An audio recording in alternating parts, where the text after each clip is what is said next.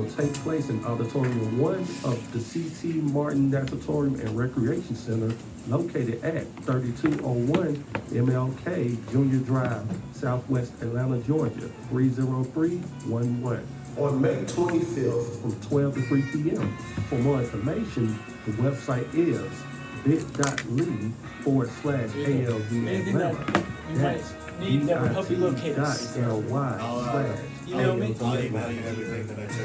Fantastic. The pictures and I appreciate you. I'll email you the program. WRFG Airshifter. Yeah, thank you very much. It's a pleasure to meet you. And on May 25th, join me and Miles Harris, an Atlanta-based photographer, for a morning event to feed your imagination. The light's not in y'all's eyes or anything, is it? No. Getting Okay. outside is a time-tested so we will remedy come for back cabin and I will fever, introduce creative blocks, both, and community and involvement. I will Take a first hike as a ask, community event, I will and ask hikers, you photographers, how you know me and anyone else looking to and how spend we time came in to this nature with conversation other today. creatives, breaking And then down we'll talk a mental little bit about the We'll things that spend a you've been relaxing seeing in morning community on a hike as through you're the Soap coaching Creek and Paper what Mill brought ruins, you documenting our time with form photography. monthly barbershop talks. This is a free event, but RSVP is requested. We will provide disposable cameras for purchase upon No problem. It'll request, dry up. but you are welcome to bring your own camera to document the morning visits. We will be encouraging people along the way to stop and smell the roses, find the perfect shot, or just capture the moments that move you. Thank you for this opportunity. Even if you choose to forego taking pictures, we would still love to have you All right. join us on So there's a tendency to Once turn again, as you talk. let's take a hike So therefore, on you can Saturday, kind of move this way. Yeah. So you find so as you find yourself turning to talk to them, you're still talking into the mic. Okay, I got you. Yep. Southeast Marietta, All right, y'all ready to go? 3006. As soon as this PSA is over, we're right back. For more information and to RSVP, visit wrfg.org/take a hike. And we are back. If you are just finding out, you are listening to WRFG 89.3 FM. I am Kiana Jones and I am filling in for Asia Arnold. We're back in the studio and I have another set of guests here with me. I would like to introduce Coach Tim and Coach Dante. These very special young men do things in the community that are extremely important, working with our youth. So, Coach Timothy Wright, Yes, hey, how's it going? How's it going? I'd like you to introduce yourself and tell people exactly what it is that you have going on in community these days. Okay. Yes, this is Coach Tim Wright. In the community, what we have going on is a community-wide sit-down in the barbershop, and we discuss the most important things to our community. So that's the gist of it. So you have someone who helps you in that, who is Coach Dante. Thank you for being with us today. Could you please introduce yourself, Coach Dante? Absolutely. My name is Dante Randall. I've been in the mental health field for about 20 years. I know Mr. Coach Tim for even longer than that, and working with him with children and youth as it pertains to youth football and so forth. Wonderful. So Coach Timothy and I have a bit of a history as well. Would you like to tell the people how we know each other? Yes, we was knuckleheads at our local high school. Now, I was the knucklehead, to be honest with you. Kiana, she's 2 classes older than me. But at Sherman High School, we was one big family. At the end of the day, we joked, we laughed, we ate. We had a lot of fun memories. And I'm the young pup, so at the end of the day, her and her classmates, they welcome me in. You know, sometimes they have bullying in the high school. Her group was nowhere near the such. So, like I said, she was always a great individual, and it's a blessing to see what she's blossoming into. I salute Kiana for everything she's doing. I'm really proud of her just to know where she comes from, what she stands for, and for me principally, that's so amazing to me. And like I told her, I call her my sister. Anything she needs or anything she wants, if I can do it, I'm there for her. Definitely my brother from another mother. Yes. And I want the listening audience to know that we're having this conversation on WRFG today because I got a call from Tim one day and Tim just said, "Sis, we got to do something." And I was like, yeah, I mean, there's always something to do. What you talking about? What we got to do? And he's like, "Sis, we got to do something." Yeah. And that conversation was everything from racial and social justice to community resources. And when we began to talk more about the lack of community resources, we saw parallel in experiences in that we have both been members of communities where the resources just were not there. And having both coached sports, Coach Tim still coaching, myself being a former softball coach in my community in Roselle, New Jersey, but having the opportunity to forge relationships not only with young people but with their families, and having a bird's eye view into the gaps in society where we see that our families are not being provided for. We started to talk about some of the issues that plague our children, not only while they're in school, but while they are out of school. And that led us to the importance of community mentors, the importance of community recreational programs, but also the importance of parents being properly resourced. The importance of parents having people to help them advocate, but also having the tools that they need to help their children succeed. And I know that Coach Tim is still coaching actively with Coach Dante, and we started talking about some of the conversations that they've had in community and the things that they're seeing and what came out of that. So Coach Dante, if you could just tell us a bit about some of the gaps that you saw and what led you to do something about it and what you all came up with. I think the listening audience would be really interested to know about some of these things, because some people really think that parents just don't do because they don't want to, and that children are failures because their parents are lazy. Well, I think some of the gaps could seem very simple. I think sometimes, you know, we don't trip over the big boulders. We trip over the small rocks. Some of the gaps include not being able to afford registration. We do a lot of recruiting. We're in the communities, and I've watched coaches come out of their pockets to engage children in community, to give them another access to something that's a pro-social activity. Football saved my life. You know, I still got into trouble, but a lot less trouble because I didn't have a lot of time. And through the athletic association in that process, I was able to experience wins. I was able to experience losses. I was able to build character. And some of these things that children need in their development sometimes lost just by not being able to afford registration. And that could be because there are multiple siblings in the home. There's a single parent home, and that parent may have their hands full. And so when there is it may seem like a lack of interest, but if a person is making under minimum wage and working 3 jobs and on public transportation, it's very difficult for that parent to be able to support that youth that is participating in the sport, right? And so oftentimes the coaches will become the mentor, the clergyman, the after-school program teacher, and all of these different things. And I turned to Coach and I said, man, listen, you guys have had so much on your hands for so long. Let's put something together so you guys can just be coaches. Let's focus on one job at a time, and you can't do it all. And in order to duplicate, and that's something I've been becoming very big on, is duplicating myself and duplicating the services, is to reach out and engage individuals that may be able to take part in this build, right? And it may be with just wisdom. You know, I'm a big believer in doing what you can do and being honest about what you can do. And some of us are overwhelmed with the things that we have on our plates already, but we have years of wisdom. We've done things in the past that we can give to organizations such as ours that can incorporate others that have the time and space to be able to do some of these things. So when it comes to the gaps, it really boils down to identifying and connecting with the workers and individuals that would like to be a part of this to bring solution to these social determinants.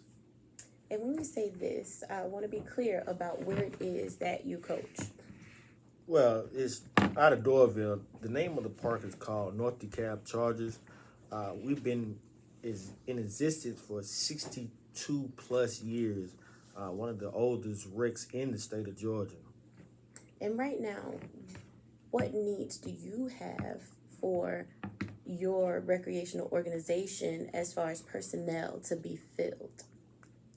Definitely need volunteers. Volunteers is at all-time high. Right now, again, given the fact that the culture and the climate of today, wages are high, so that limits the amount of volunteers we have in the community, given the fact that they have to work in order to live. And I guess hopefully somebody like my sister Kiana can definitely address living wages, and some of our other people that's in our community that has a leadership platform that can address, listen, parents can't parent because they're working. At the end of the day, we need a community. They say it takes a village to raise one child. And right now, the village is depleted, so to speak. So we can get some more volunteers and we can get some more leaders to address this issue to make our community better, because I believe we can do it. What do you think? Absolutely, we can do it. And it sounds like what you're talking about is creating an intentional community of care where needs are met, where we are here for each other and we take care of each other. And one of the ways that you all have sought to begin to bring people into the fold to create this intentional community is by having monthly barbershop talks. Talk a little bit more about what goes into those monthly barbershop talks. Absolutely. So the barbershop is actually an outreach initiative. We have 2 mental health private practices with therapists and nurse practitioners, also peer support specialists, substance abuse counselors, case managers that go into the community and meet individuals where they are. Now, when we look at some of the barriers to mental health well-being, there's definitely a lack of access to services, and decreasing stigma is something that we focus on. And by doing that, we bring it into a space that is people are comfortable in, where you can have a conversation about hard topics. So we brought this topic and we brought these things to Cuts and Kicks, which is at 1002 Duluth Highway, Lawrenceville, Georgia, 30043. Every last Sunday of the month. Our next meeting will be on the 26th. And we brought that into the space to have a comfortable conversation about what the barriers are in the community. What are the identifiers or identified determinants that we can address to decrease some of the negative things in our community. And when we talk about mental health access, or access to mental health services, that is, and you talk about the disparity in that, what I know for sure is that in the state of Georgia overall, the mental health care infrastructure is virtually non-existent. It is extremely difficult to get help for people who suffer with mental health challenges. And many times there are institutions that you would go to for help, but you'll find out when you get there that if you don't have a mental health challenge combined with a drug addiction, then you are not going to get help. And when we think about this in the context of some of the parents that you might come into contact with, or even some of the children that you come into contact with, most children are not suffering with drug addiction, but they have mental health challenges and they need support. And what I've also seen in my very own experience is that there are so many mental health providers that do not take insurance. So it doesn't matter that the insurance that we have through my husband's job covers almost everything. If I want mental health care, I'm going to have to really, really do some hard digging to find facilities that take health insurance for mental health care services. There are some, but they are predominantly for youth. But when you talk about being able to provide the resources that parents need, how do parents access these services? Because also, many of those programs even come with stipulations that include having to be at the poverty threshold and different financial requirements. And there are so many of us who are literally the working poor. We don't meet the requirements to be considered impoverished, so we don't get certain services from the government. But we really do not make enough of a wage to support ourselves and live beyond 2 paychecks, right? That's correct. So when you talk about being able to offer some of these peer support services and other mental health services, what can people expect when they walk into Cuts and Kicks during one of these barbershop talks? Absolutely. So we have to be creative. With our nonprofit, we have organized it into it's called Creative and Kinesthetic Development. The issue of having access on affordable insurance to obtain some of these services has definitely been a barrier for us all, you know, and I'm one to never, I don't like to turn people away. You know, it's very difficult to see an issue or a problem and say, well, we can't help you. You know, we always try to find ways to help. How can we help you? In a lot of ways, we have to be creative about how we do that. And so I've done that for about 20 years. When it comes to individuals, I have individuals that insurance have expired or they've lost their insurance. And a lot of times there are people that may have insurance but don't know what's on their insurance, right? So connecting a case manager with individual to find resources that you may already have. A lot of times people don't know where to look. You gotta understand, when you're in a crisis, can you think clearly? Do you know where everything is? When you have a sudden death and you're grieving and you have to work out burial plans and you have to do this, you have to do that, what about your self-care? A lot of times, especially when men come to our practice, it's usually very, very bad. It's past bad by the time a man comes. And by that time, you're already, even though they sound calm, they're more than likely in crisis. And so being able to guide a person to the resources, when we refer, if we have a person that wants to go to, let's say, a rehab or a sober living environment or a detox, it's not enough just to give them the information. You have to bring them there and you have to sit with them through the admission process. And insurance don't pay for that. Insurance pay for an hour, if that. But that's 4 to 5 hours. So when I started working in the community, I knew that even if you have insurance, you're gonna need a little bit more, a lot more actually. You're gonna need a lot more. Absolutely. So I want the listeners to understand that we're having this conversation in the context of providing resources to parents so that parents can provide the best for their children. What we have been seeing in community is that there is such a disconnect between parents in community, parents through their school communities, and these days more and more parents to spiritual communities, because there are many places where it seems like the faith leaders have abandoned the people.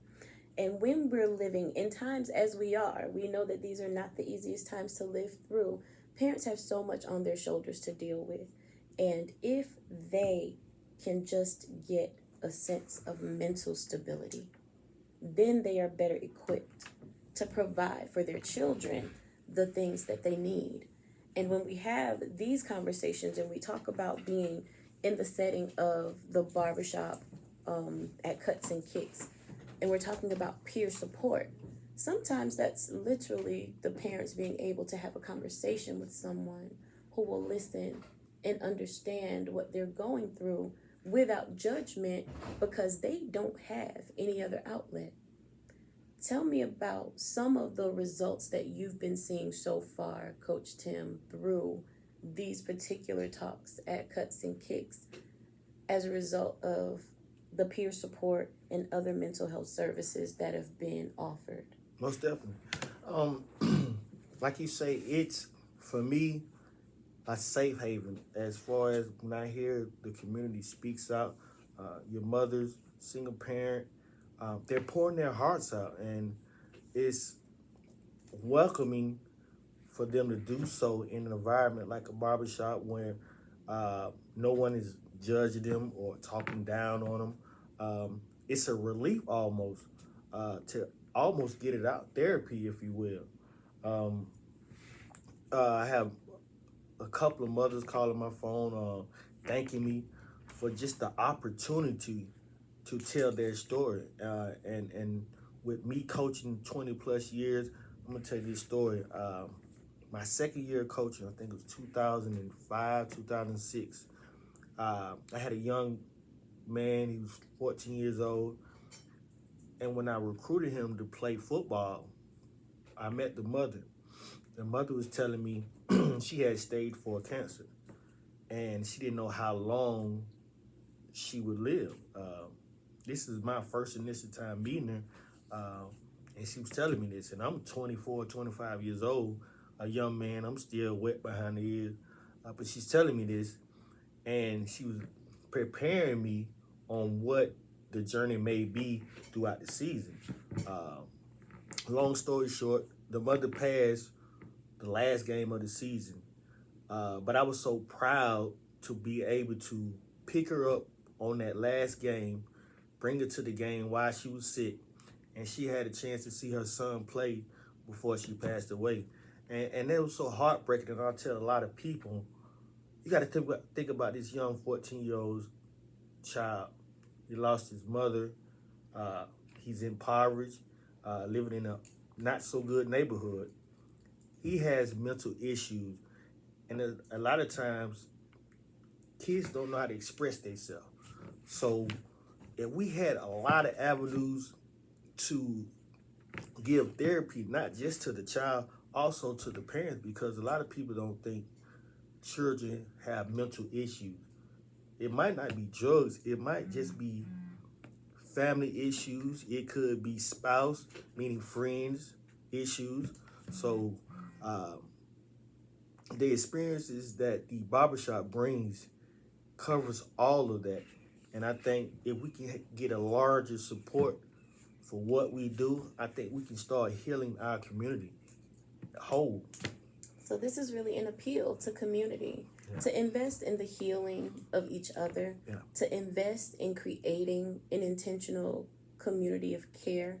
Because when we talk about what our children need to succeed, the number one thing they need is a healthy parent and healthy parents. So when children have healthy parents, and that's holistically healthy, if they are mentally well, physically well, if they are spiritually well, Right. then they can provide all that their children need, and they can also access the things that they don't have because they have a clear mind and they're able to focus and do that. So the next time that this barbershop talk will convene is May 26th at 7 p.m. Yes, correct. People are able to find more information at Cuts and Kicks in Lawrenceville. That's correct. And for those of you who are listening and you're wondering where this conversation came from, why, would there be a need for this? It really is because there has been such an uptick in mental health needs, particularly for youth, but also we can't forget about the parents. So we really want to be able to help advocate for and build a robust mental health care infrastructure in the state of Georgia. But aside from waiting on legislators to do anything, we have to begin to do things that we can do in community ourselves. I really appreciate you taking the time to have this conversation with me, Coach Tim. That's right. And again, more information For more information, info@RandallAndRandall recovery.com. That's info@RandallAndRandallRecovery.com for more information. Thank you so much again for being with us, and we hope that those of you who are listening have found out something that is useful today. Thank you so much for being with us and finding out. I think that went well. Yay, it's a wrap. I'm sorry, I didn't get a chance to meet Christopher, I'm This the is finance director of the Christopher. station. It's nice to meet you, Coach Tim. you. Always. Yeah. Have. So, well, all the information that you shared, if you could actually like